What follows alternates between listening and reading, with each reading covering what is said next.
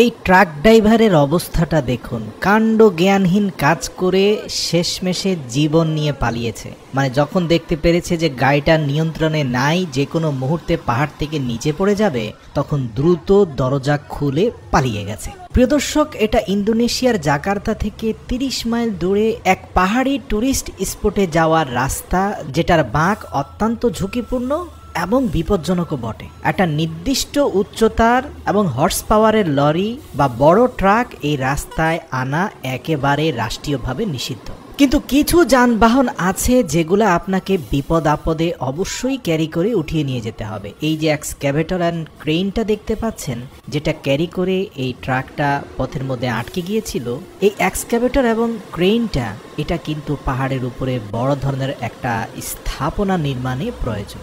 এই ক্রেন না নিলে টুরিস্ট স্পটের কর্মকাণ্ড অগ্রসর করা যাবে না।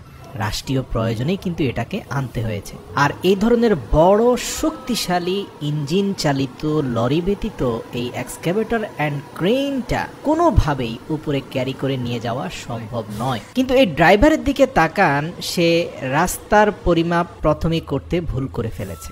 একেবারে বাঁ দিকে যাওয়া উচিত, আর নয়তোবা মধ্যখানের চেসিসের পার্টটা রাস্তার সাথে ঘষা খাবে, সেটা সত্য। কিন্তু তাই বলে এতটাই বাঁ দিকে নয় যে আপনি রাস্তা থেকে সরে গিয়ে কাদামাটিতে গিয়ে পড়বেন। আপনি দেখতে পাচ্ছেন যে তিনি ধীরে ধীরে বাঁ দিকে বাঁক নিতে নিতে এমন এক পরিস্থিতি করেছেন যে তার চাকাটা মাটিতে গিয়ে পড়েছে। এখন বলুন তো, এত টন ওজনের একটা ক্রেন এইটাকে টেনে নিয়ে যাওয়ার জন্য টায়ারের যে পরিমাণ গ্রিপ দরকার, যে পরিমাণ ঘর্ষণ শক্তি দরকার, এটা কি কাদামাটির উপরে চাকা পাবে? কখনোই নয়। এই যে ইঞ্জিন চালিত লরিটা, এই ইঞ্জিনটা কিন্তু জার্মানের ম্যান কোম্পানির। আর আপনারা জানেন যে বিশ্বের সবচেয়ে শক্তিশালী ট্রাক বানানোর জন্য যাদের নাম ডাক সুখ্যাতি রয়েছে পুরো বিশ্বে।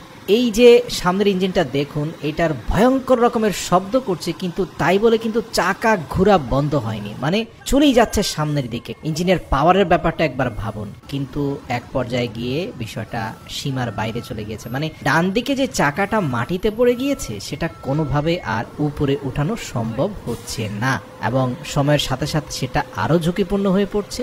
ড্রাইভার ভেবেছিল যে কোনো ভাবে হোক সামনে এগিয়েই যাবেন, কিন্তু ভাই একবার যখন ভুল পথে চলে যাবেন, তখন সঠিক পথে না আসা পর্যন্ত আপনি যতই সামনে এগোতে থাকেন, ভুল পথে এগোতে থাকবেন। আর শেষমেশ দেখতে পাচ্ছেন যে কিভাবে নিজের জীবন নিয়ে নিচে নেমে চলে এলেন। কিন্তু সে যে নিচে নামলো, এই ড্রাইভারটা, সে কি ব্রেকটাকে টান দিয়ে নেমেছে?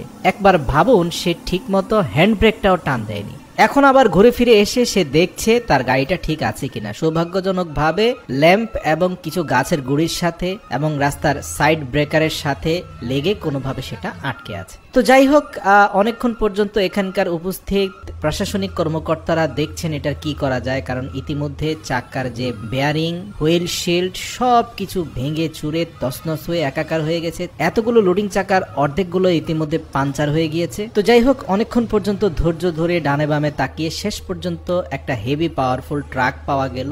যে ব্যক্তি আবার অনেকটাই মানবিক বলা যেতে পারে, তিনি মূলত উপরে কিছু পরিমাণে মাল সামানা লোড দিয়ে নিচে নামছিলেন। যেহেতু তার গাড়িটা খালি ছিল, তাই তার পক্ষে খুব সহজে এরকম একটা ওয়েট টানা সহজ ছিল। তো সৌভাগ্যজনকভাবে সেই ট্রাকের পেছনের সাথে রশি দ্বারা সংযুক্ত করে টান দেওয়া হয়েছে এই লরিটাকে। আমি ভেবেছিলাম হয়তো ট্রাকের ইঞ্জিন পারবে না, কিন্তু একটা গুরুত্বপূর্ণ বিষয় কি, আপনার ইঞ্জিনের সাথে যে চাকা যদি পারফেক্টলি ঘর্ষণ শক্তিটা পায়, তাহলে কিন্তু খুব সহজে প্রয়োজনের থেকে বেশি ওয়েট নিয়ে যাওয়া যায়। তো যাই হোক, ট্রাকটা মোটামুটি সিঙ্গেল গিয়ারে টান দেওয়া মাত্রই লরিটা ধীরে ধীরে বিশাল দৈত্যাকার ক্রেন সহ উঠে এসেছে।